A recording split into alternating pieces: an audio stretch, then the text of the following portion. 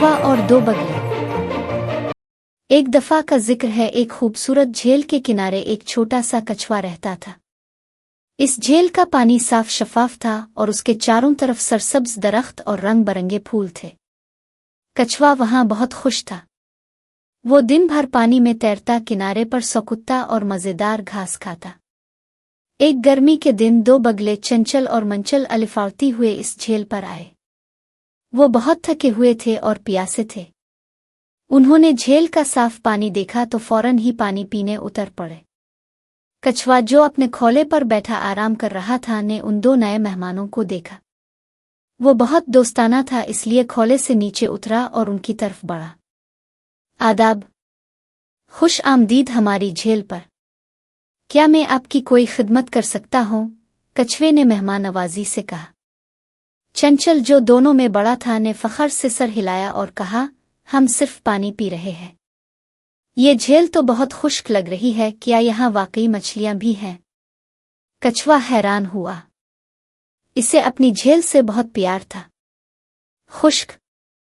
ये झील तो मेरी जिंदगी है। यहाँ बहुत सी मछलियाँ, कीड़े मकोड़े और पौधे हैं। मैं यहाँ बहुत खुश हूँ। मंचल, छोटा बगला, हंस पड़ा। खुश? इस छोटी सी झील में?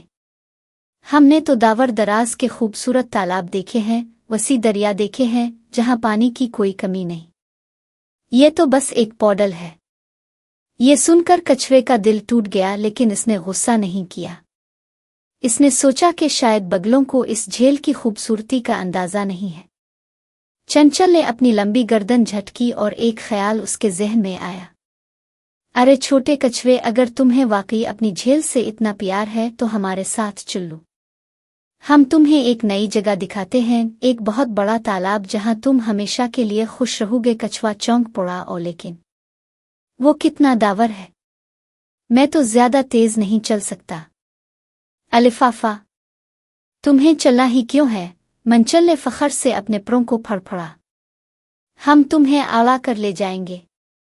बस एक लंबी सड़की हमें थामे रखना, हम तुम्हें वहां तक पहुंचा देंगे।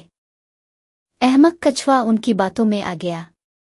इसने सोचा कि वाकई एक बड़े तालाब में इसकी जिंदगी और भी अच्छी हो जाएगी। इसने एक लंबी मजबूत सड़की अपने मुंह से पकड़ी। चंचल ने सड़की का एक सरा अपनी चूंच में पकड़ा और मंचल ने दूसरा सरा, और फिर दोनों बगले जोर से पंख फड़फड़ाते हुए हवा में अलिफाड़ने लगे और कछुआ उनके नीचे लटक गया। हवा में अलिफाड़ती हुए कछुए को ये मंजर बहुत हैरत अंगेज लगा। दरख्त छोटे लग रहे थे, झील एक छोटे से तालाब जैसी नजर आ रही थी, लेकिन झील से दावर जाने पर उसका दिल बेचैन होने लगा। वो अपना घर याद करने लगा। अचानक उनके नीचे एक गांव आया।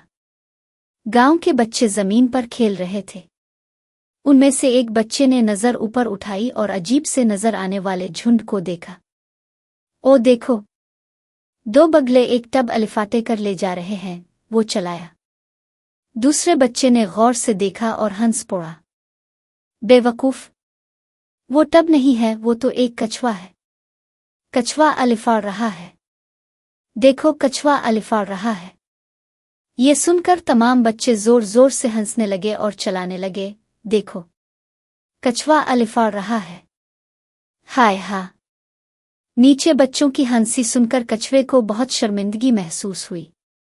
वो चुपके से सड़की छोड़कर वापस अपनी झील में जा गिरना चाहता था। इसने सोचा कि बगले इसे बेवकूफ बना रहे हैं और सबके सामने इसका मजाक उड़ रहा है। जब हंसते हुए बच्चों की आवाज बगलों तक पहुंची तो चंचल मंचल से बोले, सुन रहे हो? सब तुम्हारा मजाक उड़ा रहे हैं। मंचल, ये सुनकर मंचल गुस्से में बोले, नहीं, वो तुम्हारा मजाक उड़ा रहे हैं। चंचल, दोनों बगले झगड़ने लगे। नहीं, तुम्हारा। तुम्हारा। झगड़ते झगड़ते उन्होंने अपनी अपनी चूंच में पकड़ी हुई सड़की के सिरे छोड़ दिए।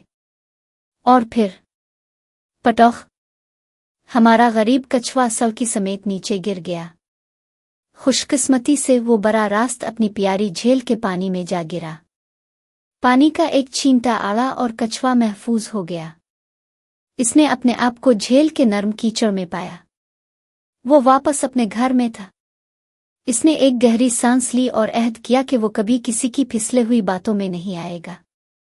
اس نے محسوس کیا کہ اس کی اپنی چھوٹی سی جھیل ہی دنیا کی سب سے خوبصورت جگہ ہے، اور دونوں بگلے شرمندہ ہو کر وہاں سے الفاظ گئے اور کبھی واپس نہیں آئے۔